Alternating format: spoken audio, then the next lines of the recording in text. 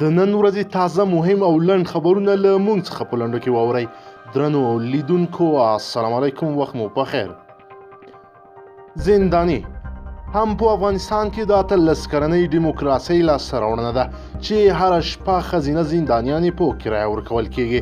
د پلچرخي زندان چارواکي هره شپه په زور زیاتی ډېرې ښځینه زندانیانې له خپلو خونو وباسي او د 1000 امریکایي ډالرو کمیشن په بدل کې د مالداره دولتي او مافیایي زندانیانو اطاقونو ته بیایي.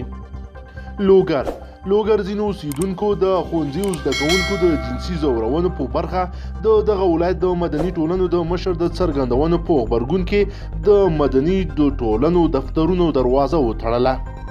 ټرمپ د امریکا د متحده ایالاتو ولسمشر ډونالډ ټرمپ په افغانستان کې په جنگي جرمونو 2 امریکایي سرتیرو ته عفوه کړې ده.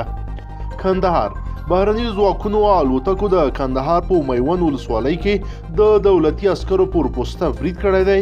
د کندهار امنیتي سرچینې وایي دا پیښه د میوند ولسوالۍ په شلغمي سیمه کې رامنځته شوې ده. اشرف غني افغانستان جمهوریت ریاست اعلان وکړ چې د حقانی شبکې او طالبانو 3 لوړپوړي غړي انس حقانی، مالی خان او حافظ رشید لا هم د افغانستان د حکومت سره بندیان دي. وسلوال طالبان افغانستان لویه څارنوالۍ وایي 2 تنه څارنوالان یې نن شنبه د بګرام هوایي اډې ته پر لاره وژل شوي او 2 نور ټپیان شوي دي. اشرف غني ګډ حکومت ویان صدیقي وایي انس حقانی، حافظ رشید او مالی خان لا تر دې دمه د افغان حکومت په زندان کې دي او د امریکایي پوهنتون له استادانو سره تبادله نه ده ترسره شوې.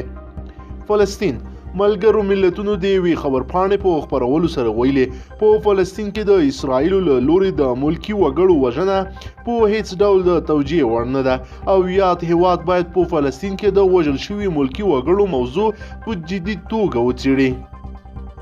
ټاکنو خپلواک کمیسیون د ټاکنو خپلواک کمیسیون یو کمشنر وایي چې د ولسمشرۍ ټاکنو د پایلو د ځنډېدو په اړه باید خلکو ته وضاحت ورکړل شي او ټینګار کوي چې یونما باید دغه کمیسیون په چارو کې لاسوهنه ونه کړي.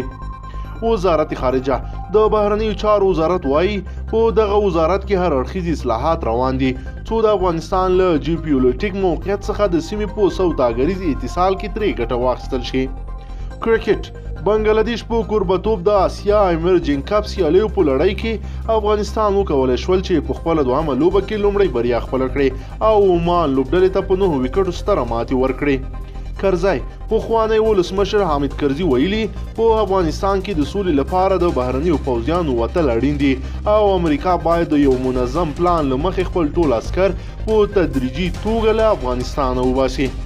افغانستان په داسې حال کې چې ملګري ملتونه وایي په نړۍ کې هر 24 ثانیې یو کس په ترافیکي پیښه کې مري. افغانستان په هغو هیوادونو کې دی چې کال په کال کې د ترافیکي پیښو کچه لوړیږي. افغان چارواکي وایي تر ځانمرګو بریدونو په ترافیکي پیښو کې ډیر خلک مري.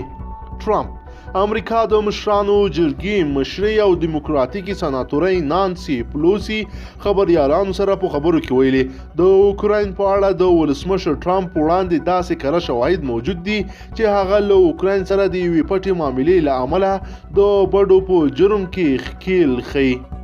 درنو لیدونکو که چیرې غواړئ چې هره شپه تازه مهم او لنډ خبرونه واورئ نو زموږ چینل در سره حتما او ضرور سبسکرایب کړئ، ویډیو در سره لایک کړئ.